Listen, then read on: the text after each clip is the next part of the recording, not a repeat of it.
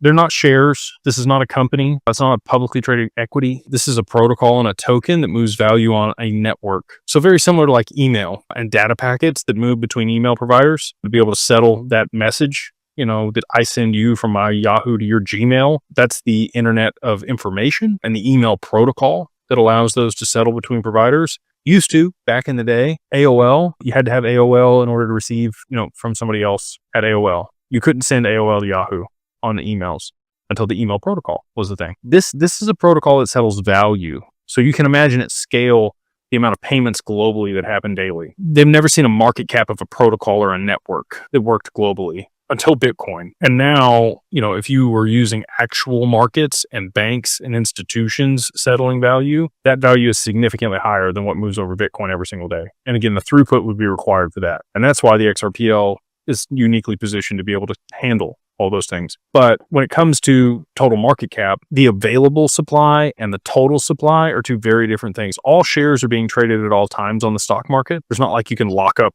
shares.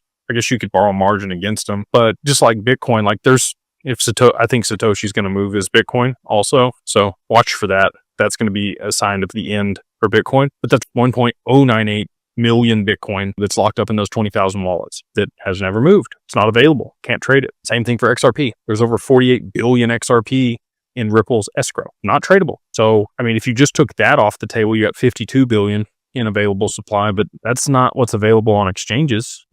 Uphold has about 5 billion in retail's hands on their exchange. Coinbase is down to like almost nothing available for trade for XRP on its exchange. So, there might be a billion, 2 billion, probably less than 2 billion available on the exchanges for people to buy and trade. So, if you're thinking about it's going to take this much money to move the market cap, it doesn't work that way. There's only 1/50th of the supply maximum available for trade. So now those numbers come way, way down for the amount of inflows that are going to be required in order to push the price up to a lot of these higher levels. And again, if you had ridiculous amounts of demand for an asset and not that much supply, it really just comes down to economics. Like everybody took economics in high school.